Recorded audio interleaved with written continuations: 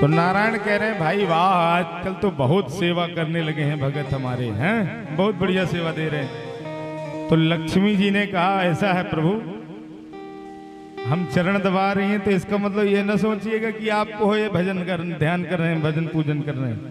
क्यों? बोले आपके लिए कम, सब हमारे लिए है सेवा कर रहे हैं। भगवान ने कहा नहीं लक्ष्मी जी कैसी बात करते हो, देखो हमारी पूजा कर रहे हैं। तो लक्ष्मी जी ने कहा अगर आपको भरोसा ना हो तो प्रमाण ले ले। बोले प्रमाण भी कैसे? बोले चलो। तो लक्ष्मी और नारायण प्रमाण देने के लिए अब न विष्णु भगवान कहें कि नहीं हमारी पूजा है, और लक्ष्मी जी कहें नहीं हमारे लिए सेवा है। तो अब दोनों लोग वहां से चले।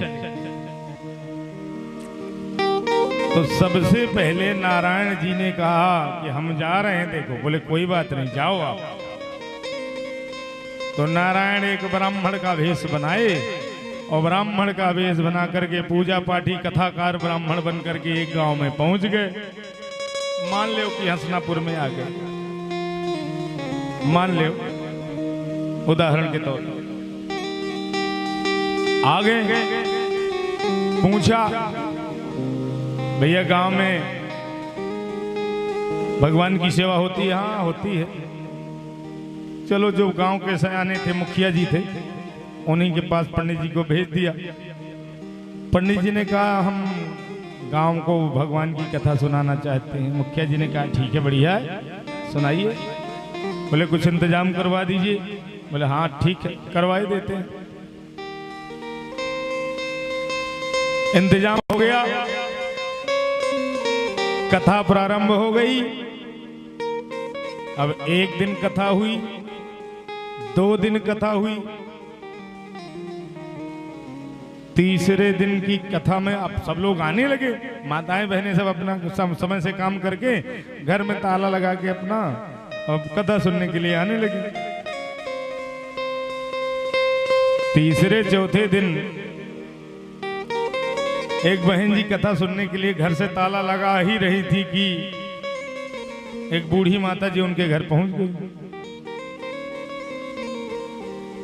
अब जैसे उनके घर पहुंच गई माता जी, तो माता जी ने कहा अरे बेटा थोड़ा कुछ खिला पिला दोगी क्या, मुझे भूख लगी है, मैं बाहर से आई हूं। तो उसके मन में थोड़ा सा खींच हुई कि मैं कथा सुनने जा रही हूं, और बताओ माता जी अब तुम चलो अब पिलाए देती हूँ।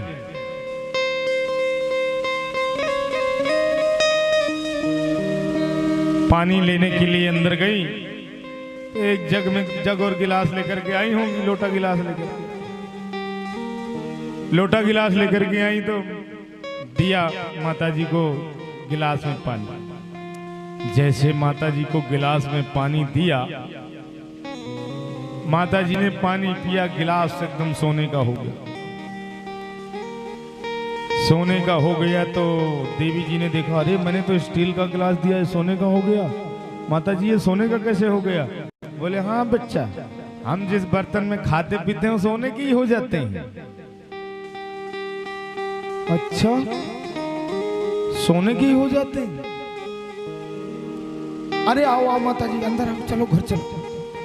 ताला खुला, अब कथा के लिए जा रही थी, ताला खुला, माता जी अंदर प्रवेश करी। माता जी के लिए बढ़िया बिस्तर लगा, अभी भोजन तैयार करती हूँ, कथा सुनने नहीं जाऊंगी, कैंसिल। भाई भोजन तैयार करती हूँ, बढ़िया प्रसाद पाना। तुरंत भोजन तैयार किया, मैया ने बढ़िया भोजन प्रसाद पाया, सारे के सारे बर्तन सोने।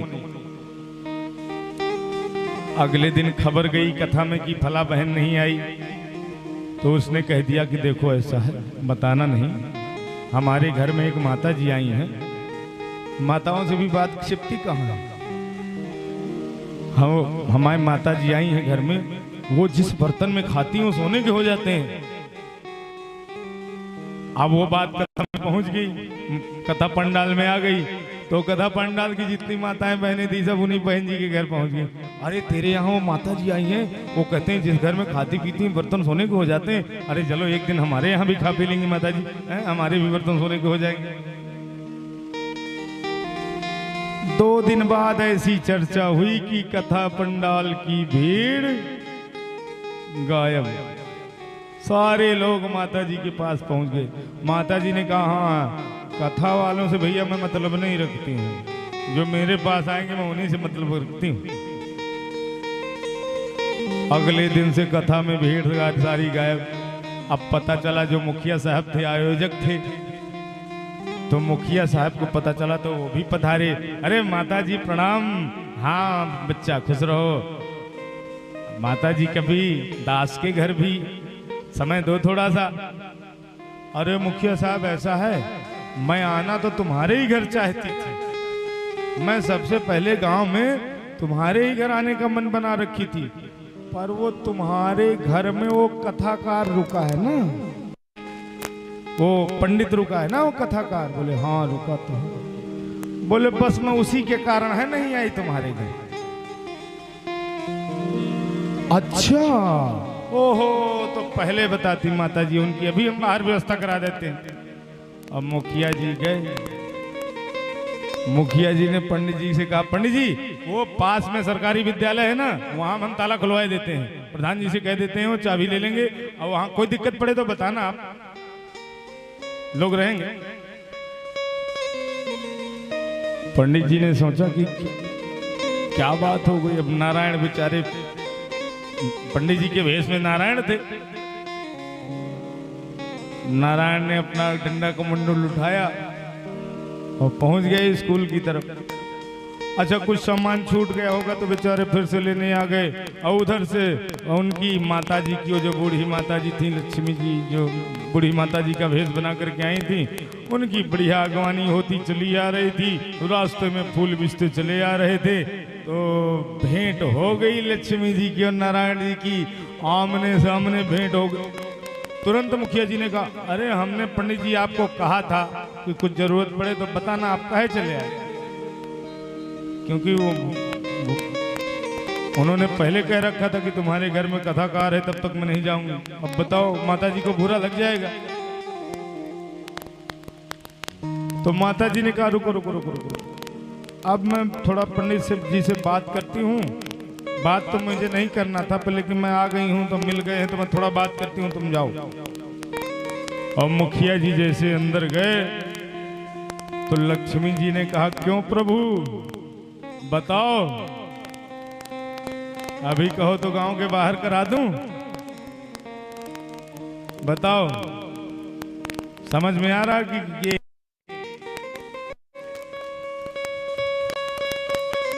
समझ में आ रहा है आपको?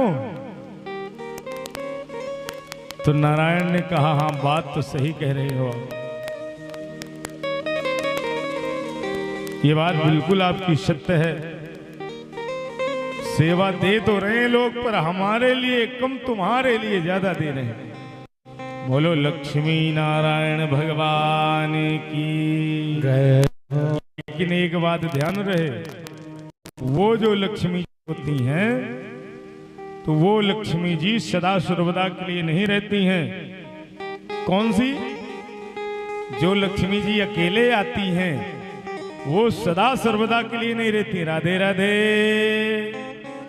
जोर से बोलो उनकी तरह, राधे राधे। सबसे ज्यादा उम्र है जितने लोग बैठे होंगे।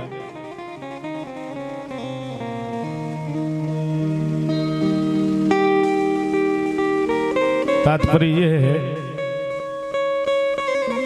कि लक्ष्मी जी का वाहन है उलूक, यानी उल्लू। और लक्ष्मी जी भैया अकेले आएंगी तो कब निकल जाएंगी ये भरोसा नहीं है ना। अच्छा उदाहरण से देख लो, अगर आप माताएं बहनें, अगर आप अकेले किसी शादी पार्टी में जाएंगी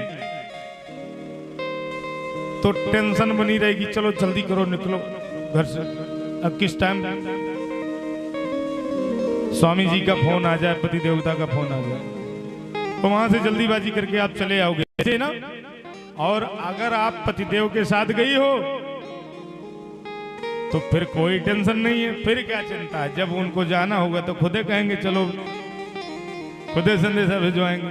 हाँ, तो इसलिए लक्ष्मी और नारायण सहित भैया सेवा करना, केवल लक्ष्मी जी की सेवा नहीं करना चाहिए। नारायण और लक्ष्मी दोनों की सेवा करनी चाहिए। बोलो लक्ष्मी नारायण भगवान की जय हो। बुलवा के बिहारी लाल की जय हो।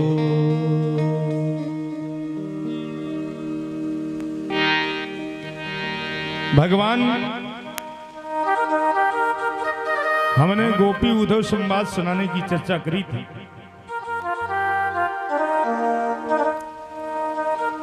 भगवान जब मथुरा से लौट करके गए ही नहीं, 14 वर्ष हो गए। 14 वर्ष तक भगवान मथुरा में, लेकिन एक पल नहीं गए कि मथुरा से थोड़ी दूर है, नजदीक है वृंदावन, हम गोपियों के पास चले जाएं। उसके कई कारण थे। कारण हमने कल भी शायद चर्चा करी थी।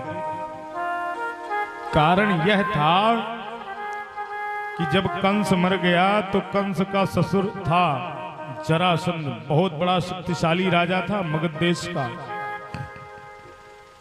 और वह आए दिन आक्रमण करता था। तो इसलिए भगवान सुरक्षा करने की दृष्टि से भगवान ने 17 बार मार मार के भगाया। अथवा ये भी भाव है कि उनको अगर गए नहीं तो बुला लेते। तो अगर आपका कोई बहुत करीबी होता है और दुश्मन ये जान जाए कि ये बहुत करीबी व्यक्ति है उनका, तो उसको भी दंड दे सकता है। तो अगर ब्रजवासियों को दंड देता, ग्वाल बालों को, गोपियों को दंड देता कंस समय पा करके, तो भगवान को कितना बुरा लगता। इसलिए भगवान ने सोचा कि इनसे किसी प्रकार का कोई रिश्ता ही मत रखो, कोई जानेगा ही नहीं क्या इनका भाव है। अथवा एक भाव और है, कहते हैं श्रृंगार रस के 2 भाव हैं, संयोग श्रृंगार और वियोग श्रृंगार। अगर जब तक श्रृंगार में वियोग ना आए तो कहते हैं उसमें फिर संयोग का पता नहीं चलेगा। दूसरे शब्दों में समझो, जब तक प्यास ना लगे तो पानी पीने का आनंद नहीं आएगा। प्यास लगी हो तो पानी पीने में बहुत आनंद आता है ना। अगर प्यास नहीं लगी है, रास्ते से कोई चला जा रहा है और आप कहो अरे भैया मान्यवर बहुत बढ़िया जल है और जल पी लीजिए, तो मान्यवर एक नहीं कईयों प्रश्न कर डालेंगे। अरे हाँ ठीक है, जल क्यों जल पिला रहे हो भाई, बड़ी सेवा कर रहे हो, क्या बात है? आजकल तो भैया ऐसी सेवादार बहुत कम मिलते हैं कलियुग में, तुम बड़ी सेवा करो। अच्छा ये जल जो है कहाँ से लाते हो? आरओ से लगाते, बढ़िया शुद्ध लाते हो कि ऐसे नल से भर लाते हो? अरे नहीं, बढ़िया बड़ा शुद्ध जल है, ठंडा